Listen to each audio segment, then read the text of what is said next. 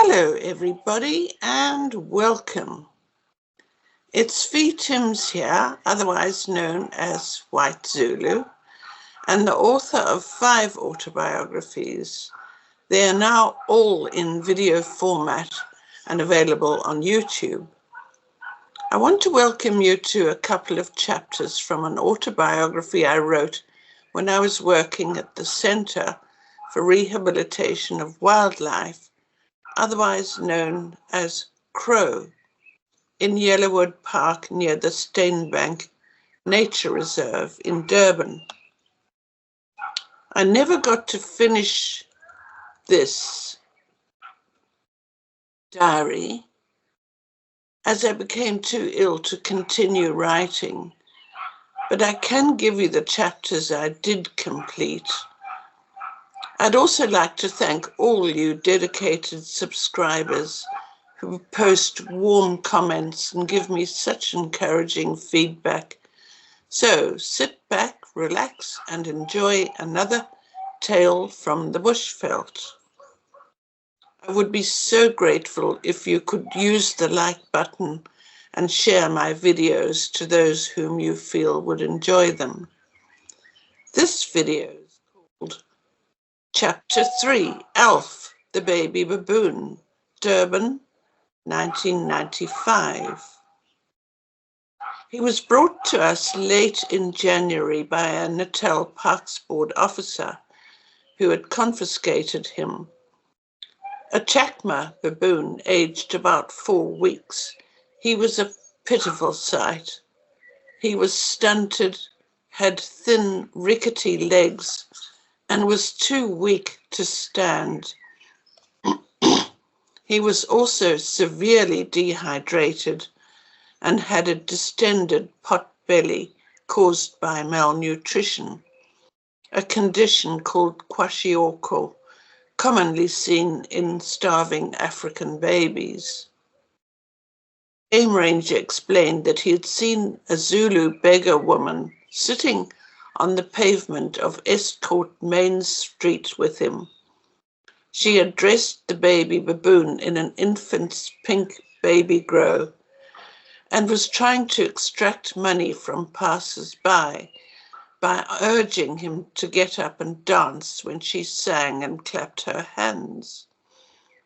When the ranger had asked the woman how she had acquired this baboon, she said she'd set a trap for the troop which had been raiding her crops and had caught him. An utterly implausible story, as mother baboons keep their babies tightly to their breasts until they're weaned at about 6 months old, after which they ride on their mother's back like small, jaunty jockeys. All raids are performed solely by male baboons and sub-adults. The only way in which a baby or even a youngster would become separated from its mother is when the mother has been killed. Even then, another troop member often grabs the orphan and takes it to safety. On further questioning, the woman told the ranger that she'd had him for a couple of weeks and had been feeding him on black coffee and uputu, a dry porridge made from mealie meal, or what we call staver pup. Because baboons are declared vermin and not a protected species, the Parks Board official wasn't able to do anything but confiscate this sorry little creature and warn the woman that it's against the law to keep a wild animal as a pet. Brought him to us. The clinic nurses at our Centre for Rehabilitation of Wildlife named our new patient Alf, as he looked very much like the alien character from a children's TV sitcom.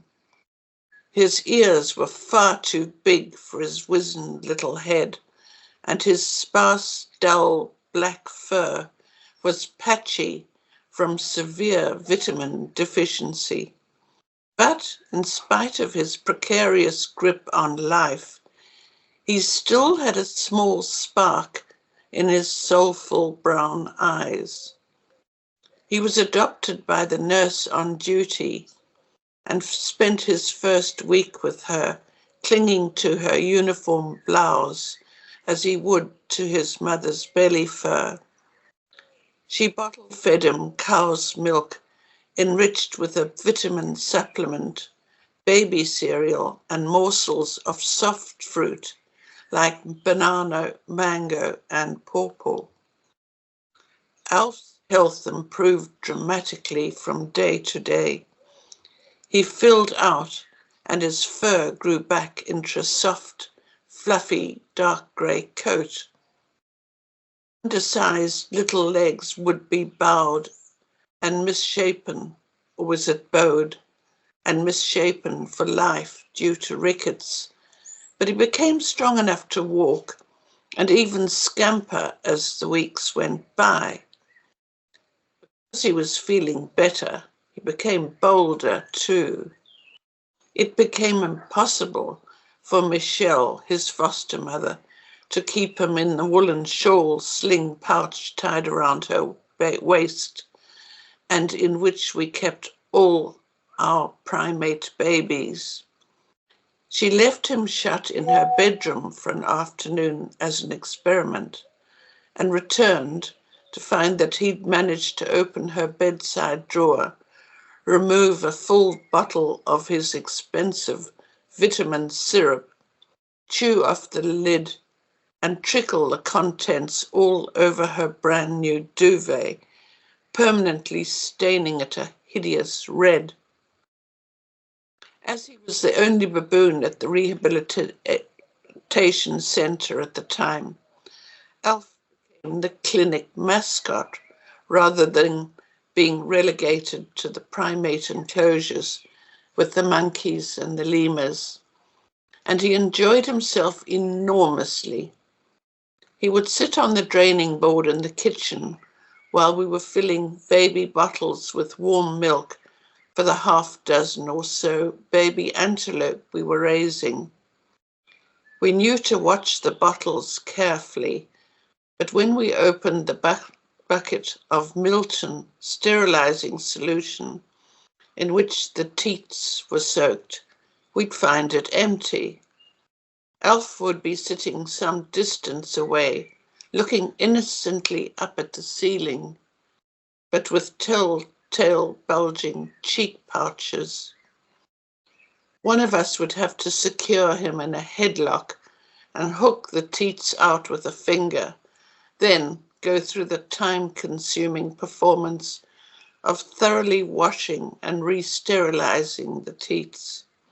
He never chewed or damaged them in any way, just loved to store them in his cheek pouches. On the occasions we scolded Alf, he would get his revenge by sneaking into one of the cupboards under the clinic counters, where he would defecate and creep out again, closing the door quietly afterwards. We would only realize what he had done when we were alerted by the dreadful, hideously pungent smell of baboon dung ripening somewhere in the humid tropical heat and have to locate the source. To have Alf around was great fun, especially for the younger volunteers, but he had to be supervised every second of the day. Apart from tucking any small objects in his cheek pouches, he quickly learned how to open doors. Our operating theatre was always kept closed, but Alf could saunter over on his pink hand-like feet, stand up on his bow legs, and reach the door handle. We discovered this when I went in to prepare for a procedure, splinting and strapping a broken wing on a crowned eagle. The surgery was a disaster area. Alf had slipped in unseen, closing the door behind him. And then he had opened all the cupboards, pulled out the contents, and strewn them on the floor. He'd unwrapped sterile surgical instruments, ripped syringes out of their sterile packs with his teeth, and generally laid waste as baboons can. Fortunately, he hadn't sampled any of the drugs like ketamine and other high schedule medication, or cut himself on a scalpel, but the damage was done. We would have to throw away most of the stock because we didn't know the extent of what he'd managed to contaminate. He sidled up to me while I stood staring in dismay at the trashed operating theatre and slipped his warm leathery paw into my hand, gazing up into my face and making quiet grunting noises. I melted and picked him up for a cuddle. How could I chastise this confiding little wild animal? Ever since Alf had been with us, our public relations officer had been busy trying to find a way of getting Alf into a more suitable and permanent home. We'd done our job by nursing him back to health, but he couldn't stay with us. He needed to be with other baboons, and because he was on his own, imprinted on humans, and so badly stunted, meant we wouldn't be able to release him with a wild troop, in spite of his being young enough to be accepted. A Belgian woman called Rita Melieu ran a primate rehabilitation centre in the Eastern Transvaal, which admits and cares for orphaned, injured, and confiscated pet baboons. She had several enormous secure enclosures on her farm in which they can live permanently. Like vervet monkeys, it's almost impossible to release baboons back into the wild. No game park can contain the new arrivals, which would be chased out by existing troops. And because they were declared vermin, farmers, quite justifiably, shoot them as they can decimate crops overnight. Rita agreed to take Alf on the condition that we arranged to get him up to her.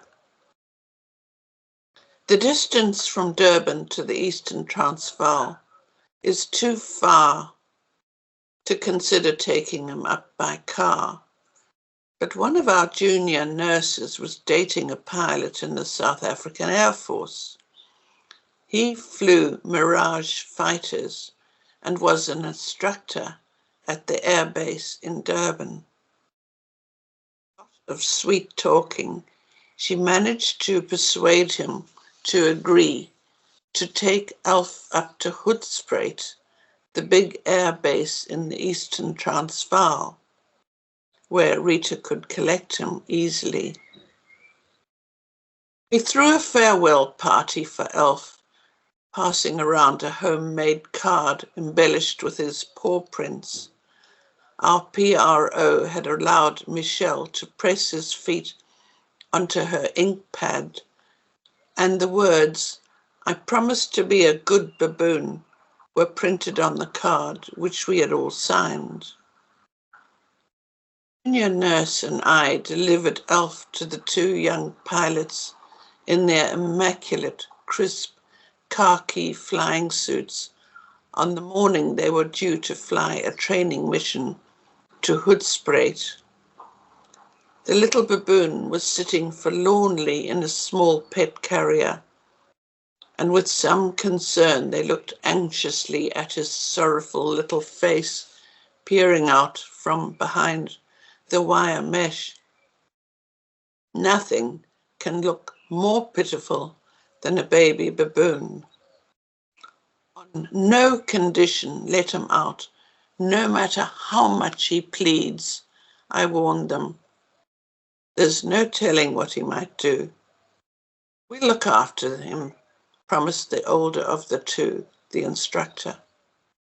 We both waved Alf goodbye as he was carried over the concrete apron in his travelling box, and watched as they stowed the carrier at the feet of the pilot in the rear cockpit of the gleaming jet, which stood glinting in the hot Durban midday sun, all ready, fueled up and prepared for takeoff. That evening, the young nurse got a phone call from her boyfriend.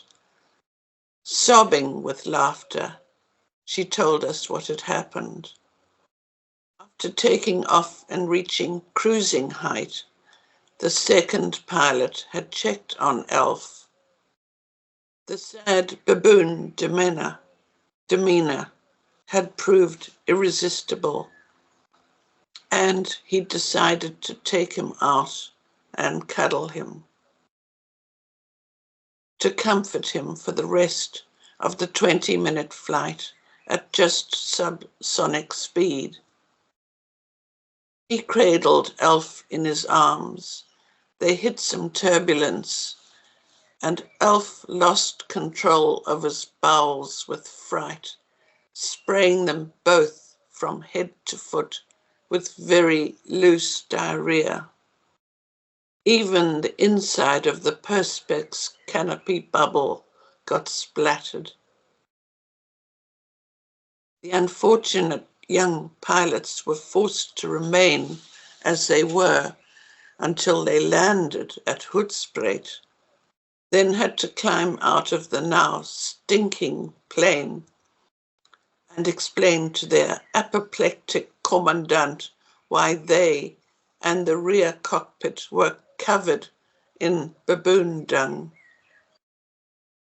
Rita was there to meet Alf and took him back to her establishment for a thorough bath and a good feed. We received regular reports and photographs from her, showing how well he'd settled in. An older female had adopted him, allowing him to ride around the big main enclosure on her back, perched jauntily near her tail like a small furry jockey, and she spent hours grooming him.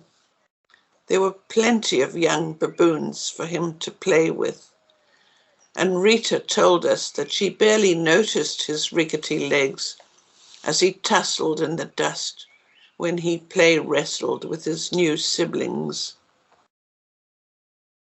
There is another true story here, also pertaining to baboons, taken from the Grahamstown newspapers, and it is called Jack the Signalman.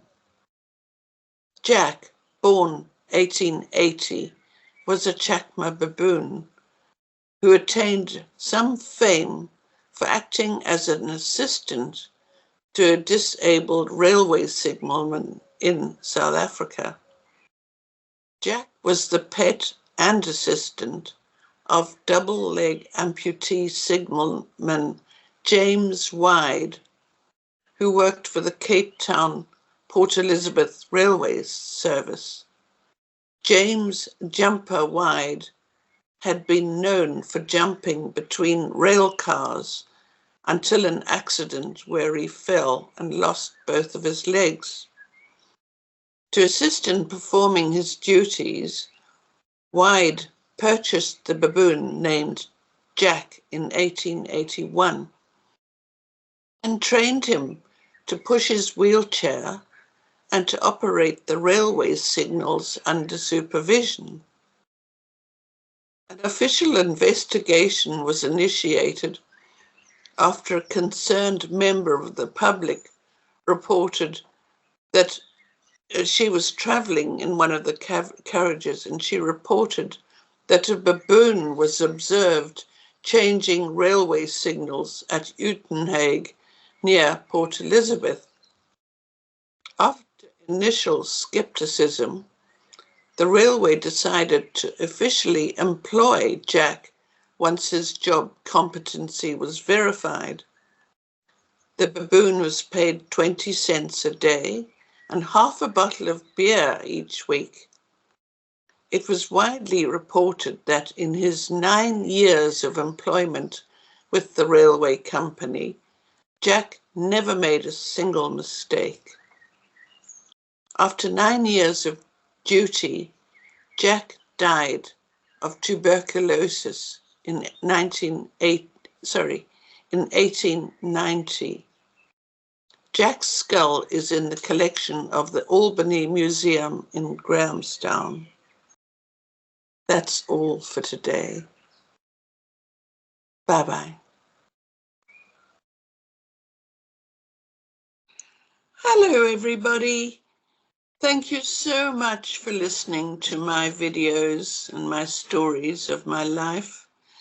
And I want to thank John Moslane for being what I call the sound engineer, but I'm sure there's a more professional word for it. However, faithful, and for 4 years now, I think, he has been here for me every Wednesday. Well, I think it's Wednesdays, but once a week to record 2 chapters of whichever book it is I'm reading. And without him, this couldn't be done. So a big thank you to John. Also, Sean van Vuren, we send the videos to him. Sorry, I'm not reading this. I'm just doing it off the cuff. And my brain is a bit tumor. And Sean uploads them to the YouTube channel where you can find them all in playlists. He does it beautifully. And I want to thank them both for all the help that they give me. Well, it's not help. They do everything for me. And it's a great asset. So also, I have a website called whitezulubook.com, obviously www in front of it, but you'll find it there. Quite easy to find. Johnny Clegg's called The White Zulu. Mine's called White Zulu. And you will find on my website, you'll find all kinds of photographs going way back to when my ancestors settled in the Cape, 1652. Well, not photographs of them, but descriptions. This photograph of my grandmother's wedding, and lovely, lovely photos of the farm we still own. My sister sent me a photograph this morning of the farm in midsummer, and she says how beautiful it's looking. I've had a lot of rain. So, just want to thank my helpers, John and Sean, to thank you all for listening, and also please share this with everybody else. Hit the like button and enjoy. Goodbye.